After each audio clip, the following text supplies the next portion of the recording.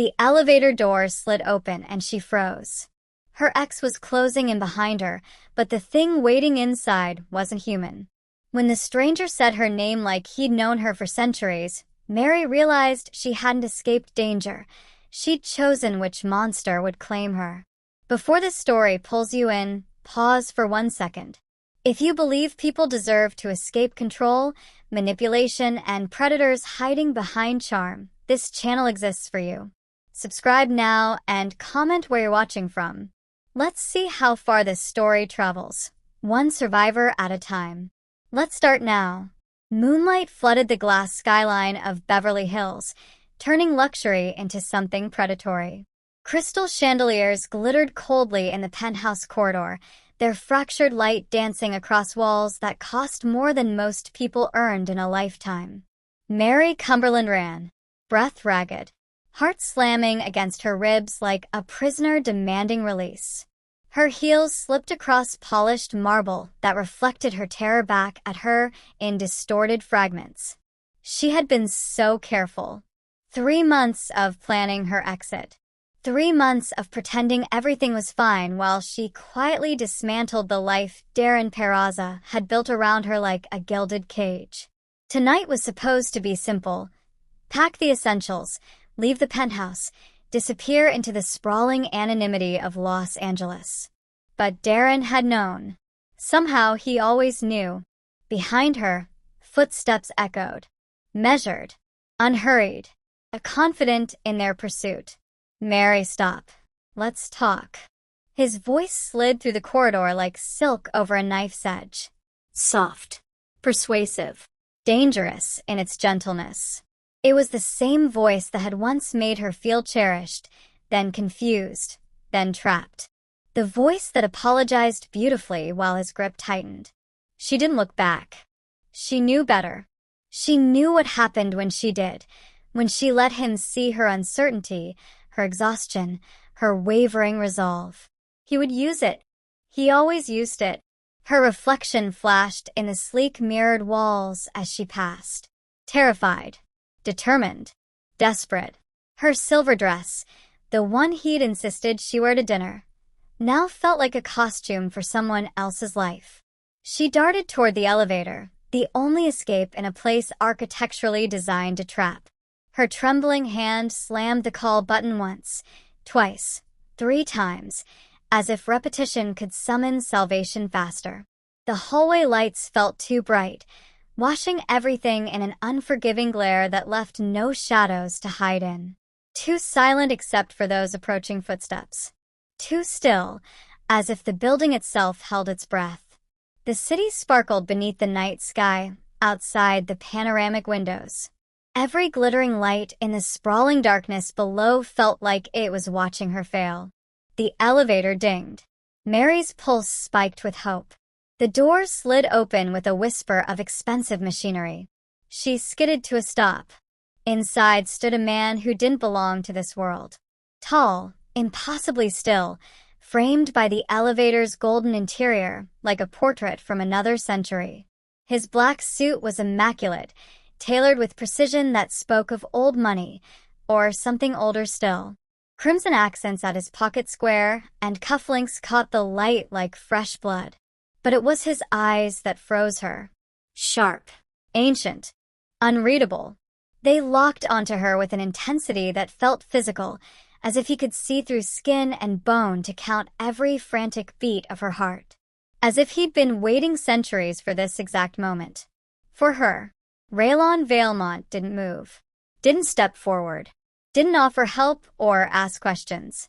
He simply stood there, utterly composed, and breathed her name with terrible familiarity. Mary.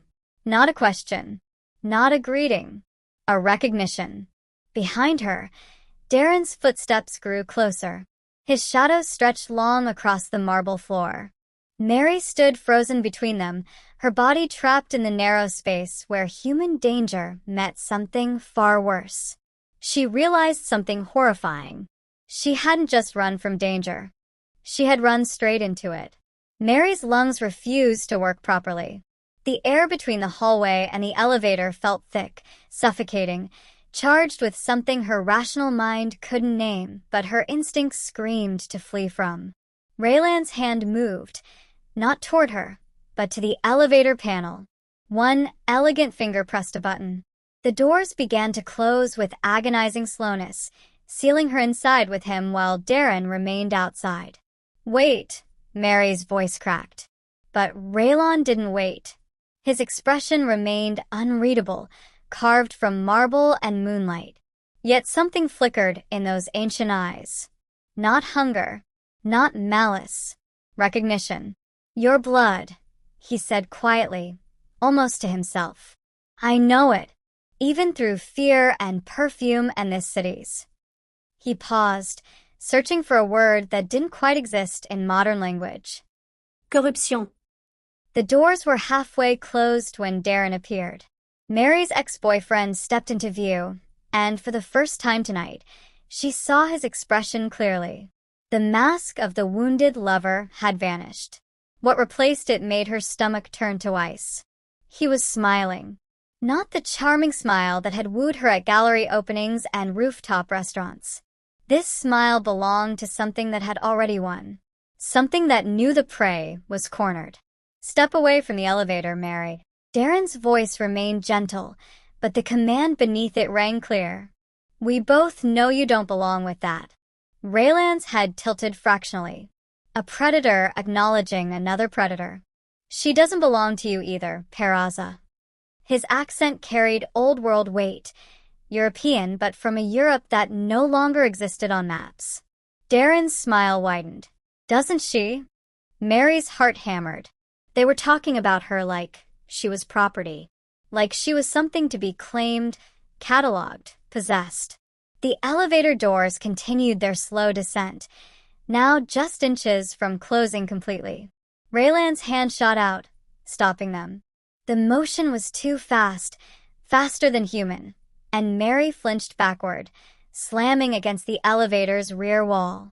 "You're frightened," Raylan observed, not looking at her. His attention remained fixed on Darren. "Good. "Fear keeps you alive." "She's coming with me," Darren said, stepping forward. No." Raylan's refusal was absolute. "She is not." Something changed in the hallway's atmosphere. The lights flickered. The temperature dropped. Mary watched in horror as Darren's shadow stretched across the marble floor, too long, too dark, moving independently of its source. Her ex-boyfriend wasn't desperate. He wasn't pleading. He was hunting. And he wasn't hunting alone. "Last chance, Mary," Darren said softly. "Come back. We can forget what happened tonight. I can protect you from..." "From what?" Mary's voice surprised her with its steadiness. "From him? Or from whatever you really are?" Darren's smile finally fell. Raylan's hand moved to the small of Mary's back, a touch so brief she almost missed it, and pressed the button for the basement level. The doors sealed shut. The elevator descended into darkness. The elevator descended in silence, broken only by Mary's ragged breathing and the mechanical hum of cables pulling them deeper into the building's belly. The golden interior that had seemed luxurious moments ago now felt like a beautifully decorated coffin. Mary. Her name again. Softer this time. Almost reverent, as if speaking it required care, like handling something precious and breakable. She pressed harder against the elevator wall, her fingers finding the cold metal railing. "How do you know my name?" Raylan turned to face her fully. In the confined space, his presence felt overwhelming. Not threatening, but undeniable. Ancient. Real in a way that made the glittering world above seem like stage dressing. "I've been watching you for 3 months," he said simply. Mary's blood turned to ice. "You're insane." "I'm honest." He didn't move closer, didn't invade her space. His stillness was absolute, inhuman. "There's a difference. I haven't been stalking you, Miss Cumberland. I've been guarding you." "From what?" "My ex-boyfriend." Her voice climbed toward hysteria. "You're both. Darren Peraza is not your ex-boyfriend." Raylan's interruption was sharp, precise. He is a recruiter. A hunter. He works for an organization that has operated in Beverly Hills since the city was nothing but orange groves and Hollywood dreams. The elevator passed the lobby level, continued descending. Mary's mind raced, cataloging escape routes, weighing her chances. You're not making sense. Beverly Hills is not what it seems. Raylan's gaze held hers, unflinching. The wealth here isn't built on entertainment and real estate alone. It's built on blood, on bargains made in darkened rooms between humans desperate for power and things that feed on that desperation. Things. Mary's laugh came out strangled. You mean like you? Something flickered across his perfect features. Pain, perhaps. Or memory. Yes. Like me. He paused. And worse than me. The elevator shuddered slightly, still descending past subterranean parking levels into depths that shouldn't exist beneath a luxury hotel. Vampires exist, Mary. We have existed in the shadows of your species since civilization learned to build cities tall enough to block out the sun. His voice remained calm, controlled, but something underneath it frightened her more than rage would have. It was the controlled terror of someone who knew exactly what lurked in the dark. But we follow rules, ancient covenants, bloodlines we do not touch. He stepped closer, not threatening, Pleading. Your bloodline is one of them. And someone broke the covenant by marking you. Mary shook her head, words failing. This was madness. Beautiful, articulate madness spoken by a man, a thing that shouldn't exist. I don't believe you.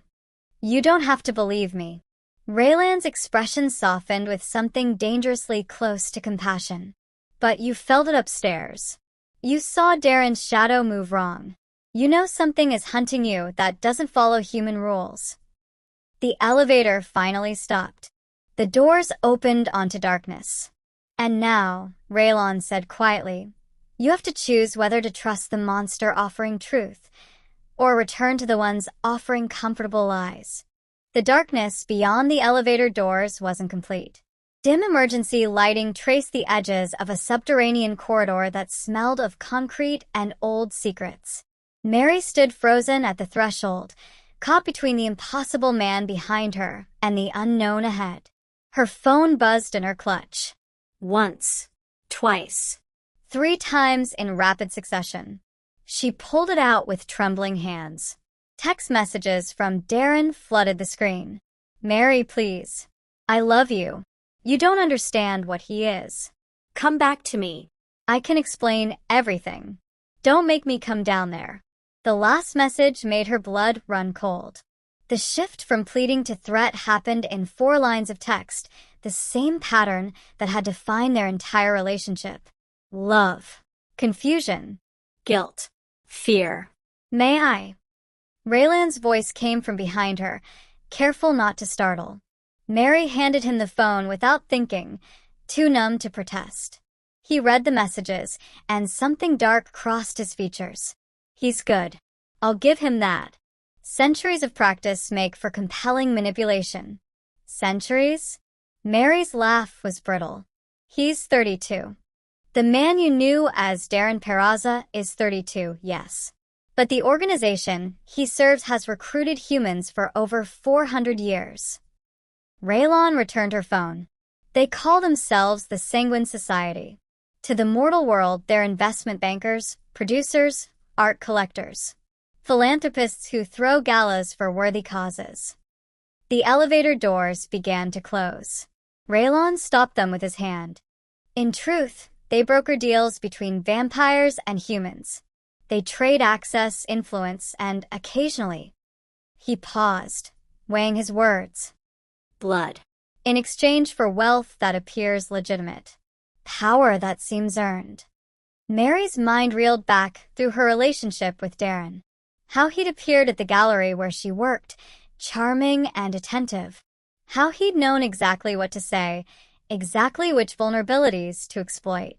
How quickly he'd isolated her from friends, family, her own instincts. I met him by accident, she whispered. He spilled coffee on my exhibit catalog. There are no accidents with recruiters, Miss Cumberland. Raylan's voice gentled. You were researched, profiled, selected. The coffee was theater. The phone buzzed again. I know you're with him. I know what you're thinking. But I do love you, Mary. Everything I did was to protect you from this world. Come back, and I'll prove it. Mary stared at the words that once would have weakened her resolve. Words designed to make her doubt herself, her perceptions, her right to leave. But beneath them now, she saw the architecture of control, the calculated manipulation, the hunting. Heartbreak crystallized into something sharper. Rage. He never loved me, she said. Not a question. A realization spoken aloud, making it real. If you've ever realized someone never loved you, only controlled you, this story is for you. Subscribe now. Not for me, but so stories like this keep exposing beautiful lies before they destroy someone else. Help me prove that the truth still matters. Let's keep going with the story. No, Raylan confirmed quietly. You are always a mission. Why? The word came out raw. Why me? Raylan met her eyes. Because of what runs in your veins. What you are, Mary Cumberland, is the last thing standing between the Sanguine Society and absolute power over the city. Her phone buzzed once more. Last chance. Mary's hand steadied. Her heartbreak transformed, sharpened, weaponized into something that felt like war. Tell me everything, she said. Raylan stepped out of the elevator into the dim corridor, movements fluid and deliberate. Mary followed, her silver dress whispering against the concrete floor. The opulent world above felt like a fever dream now, replaced by raw reality built of stone and shadow. Your family name, Raylan began, Cumberland. Do you know its origin? English. My father's side traced back to. Further. He stopped before a heavy steel door marked only with faded numbers. Before England. Before the name was anglicized and your ancestors scattered across an ocean to forget. Mary's pulse quickened. I don't understand. Your bloodline carries something ancient. A marker. Raylan's hand rested on the door, but didn't open it. 4 centuries ago, when my kind still warred openly over territory and humans were little more than cattle to the worst of us, a pact was made. The Covenant of Cumberland. The name struck something deep in Mary's memory. Her grandmother's stories. Whispered fragments about old family legacy, dismissed as senile rambling. A group of human families negotiated with vampire clans, Raylan continued. They offered knowledge, sanctuary, secrecy, things we needed as the world modernized and our existence became harder to conceal. In exchange, they asked for protection, for their bloodlines to be marked as forbidden, untouchable. A treaty. Mary's mind raced. Between humans and vampires. Yes. Sworn in blood and magic that predates your constitution. His ancient eyes held hers. Your family was the first to sign. The treaty bears your true name, and every vampire of standing has been bound by it since. The corridor's emergency lights flickered, casting dancing shadows. We cannot feed from Cumberland blood. Cannot harm you. Cannot claim you. Raylan's voice carried the weight of centuries. To break that oath means death, not human death, but true death. The kind even immortals fear.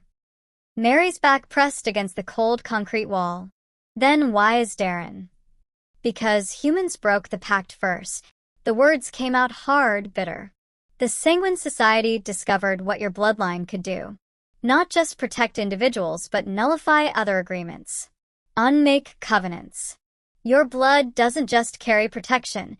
It carries the power to rewrite the supernatural contracts that keep this city's underworld in balance.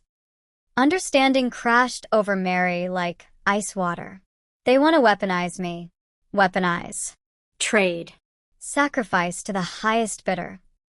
Raylan finally opened the door, revealing a room filled with ancient texts and modern technology. A war room.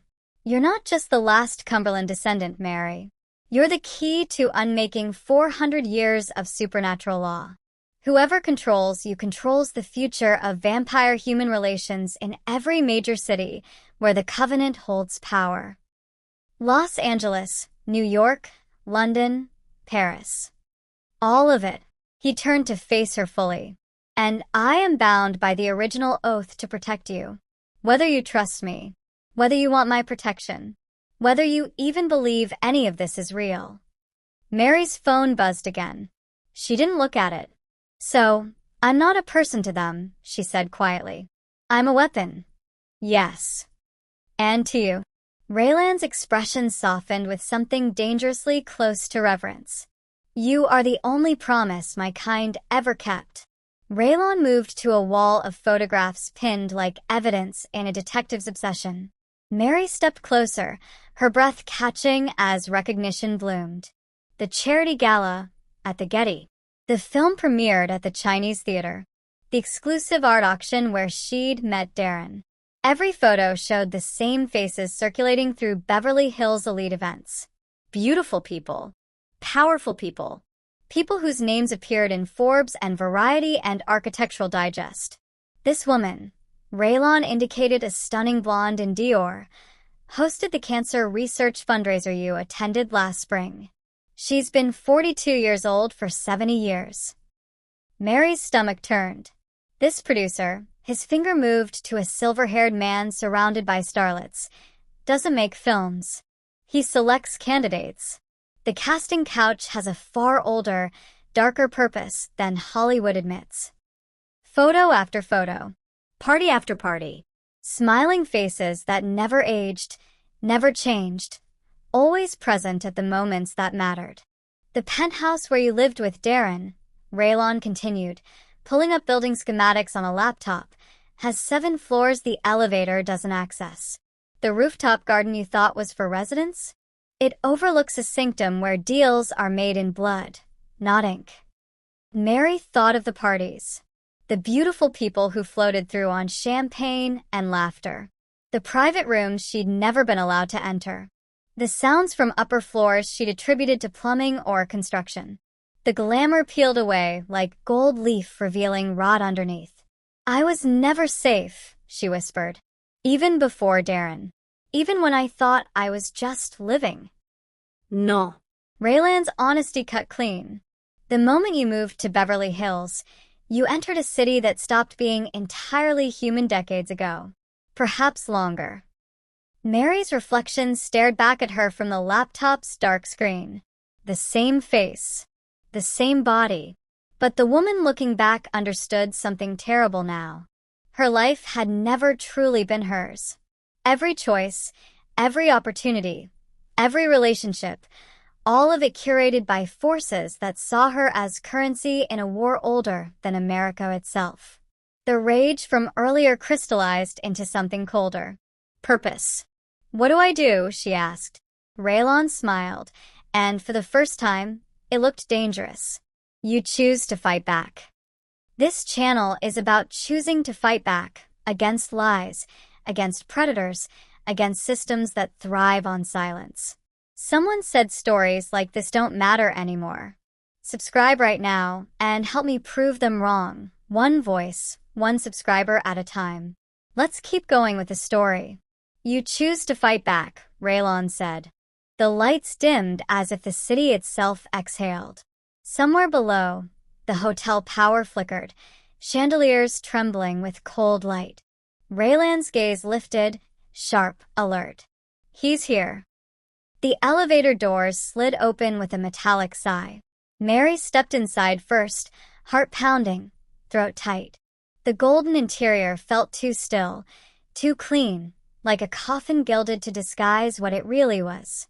Raylan entered behind her and pressed his palm to the panel. The elevator lurched, then stopped halfway between floors. Silence. Then, bang! Darren reached the doors. His pounding rattled through the steel, through Mary's bones. Mary, please, open the doors. Just talk to me. His voice cracked into desperation, then shifted, slick and venomous. You don't understand what he is. What you are. A shadow moved behind him in the hall. Tall. Wrong. Not human. The lights sputtered again. Luxury turned cage. Mary pressed back against the mirrored wall. Raylon didn't move, but his composure fractured. His jaw tightened. His voice, when it came, was raw. I have watched you for months. No apology. Just truth. I have killed for you. The admission hung between them like smoke. And I am terrified of losing you. She stared at him. The monster. The protector. The only one not lying. He didn't step closer. He didn't command. He simply offered it. Step into my world or stay in his. A beat. Either way, something claims you tonight. Darren slammed the door again. The shadow hissed. Mary shook, trembling with fear, heartbreak, fury. Yet something fiercer burned beneath it. Power. This wasn't destiny. This was a choice. For the first time in her life, it was hers. Mary's hands flattened against the cold metal table, steadying herself. The weight of revelation pressed down, her bloodline, the covenant, centuries of manipulation, but she refused to crumble beneath it. No, she said. Raylan's head tilted, a predator's curiosity. No. I won't be your mission either. Mary straightened, meeting those ancient eyes with human defiance. You've watched me for 3 months, protected me without asking, bound by some oath made before my country even existed. That's not a partnership, Raylon. That's another cage with prettier bars. Something flickered across his features. Surprise, perhaps. I'm not Darren's prize. I'm not your sacred duty. I'm not a weapon for the sanguine society to wield. Her voice grew stronger with each declaration. I'm done being something that happens to. I'm done being protected and manipulated and chosen by everyone except myself. Mary, I'm not finished. She stepped forward, closing the distance between mortal and immortal. If we do this, if I fight back against whatever's coming, it's as equals. You don't protect me. You don't guard me. You work with me. Raylon remained perfectly still. You're human, untrained, unaware of what you're facing. Then teach me. Mary's jaw set. No secrets. No convenient omissions. No decisions made for my own good. I want the truth about my bloodline, about this city, about what I can actually do with this power everyone wants. And if the truth is worse than you imagine, then I'll handle it. She held his gaze. But I'll handle it knowing, not as some protected innocent kept in the dark. Silence stretched between them, heavy with the weight of her demand. Then Raylon did something unexpected. He smiled. Not the dangerous expression from before, but something softer, almost human. You're not what I expected, he said quietly. What did you expect? Someone who needed saving. His ancient eyes held something dangerously close to respect. Not someone who refuses to be saved. Do we have a deal? Mary extended her hand, human gesture meeting immortal consequence. Raylon looked at her offered hand, at her determined face, at the woman who chose herself when monsters offered protection and ex-lovers demanded submission. He took her hand. Partners, he agreed. And for the first time since the elevator doors opened, Mary felt something other than fear. She felt powerful. The steel door exploded inward. Mary stumbled back as twisted metal shrieked across concrete. Darren stood in the doorway, but the man she'd once loved, once feared, was gone. What remained wore his face like a mask that no longer fit quite right. Enough games, Mary. His voice had lost all pretense of warmth. Cold. Transactional. The society has been patient. That patience is over. Behind him, shadows moved. Not cast by light, but existing independently. Moving with purpose. Mary's rational mind screamed that shadows didn't work that way, but her instincts knew better now. 3 figures emerged from the darkness. Expensive suits. Ageless faces. Eyes that reflected light like animals caught in headlights. Miss Cumberland. The woman in front spoke with an accent Mary couldn't place. Old and refined. You've caused considerable inconvenience. The Valemont air was not supposed to interfere. Raylon positioned himself between Mary and the newcomers. His stillness transformed into something predatory. Dangerous. His lips pulled back, revealing fangs that caught the emergency lighting like polished bone. But this wasn't hunger. This was war. The Covenant stands, Raylon said, voice carrying centuries of authority. You break it at your extinction. The Covenant is outdated. The woman smiled without warmth. And Miss Cumberland's cooperation will be acquired, one way or another. Mary felt it then, the shift inside her. Not fear. Not the paralysis that had defined her relationship with Darren. Something else entirely. Rage crystallized into purpose. Victimhood transformed into weaponized defiance. She stepped forward, past Raylan's protective stance. No, Mary said simply. I don't think it will. This is the moment victims stop being prey. If you believe people deserve the power to choose themselves, even when monsters are watching, subscribe now. Because silence protects predators. The community doesn't. Let's keep going with the story. The woman's smile faltered. You want my bloodline? My power. Mary's voice rang clear in the concrete chamber. Then you're going to have to fight for it. And I promise you, I won't make it easy. Darren laughed, sharp and bitter. You have no idea what you're refusing. No. Mary met his eyes without flinching. You have no idea who you're threatening. The emergency lights flickered. Something in the air changed. Charged. Raylan's smile turned feral. She's right. The shadows lunged. The war began. And Mary M. Cumberland, former victim, former prey, former pawn, stood her ground as the storm they never expected. Beverly Hills would never be the same. Neither would she. Thank you for watching.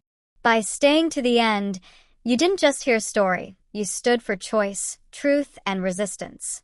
If you're part of that movement, welcome home. Subscribe.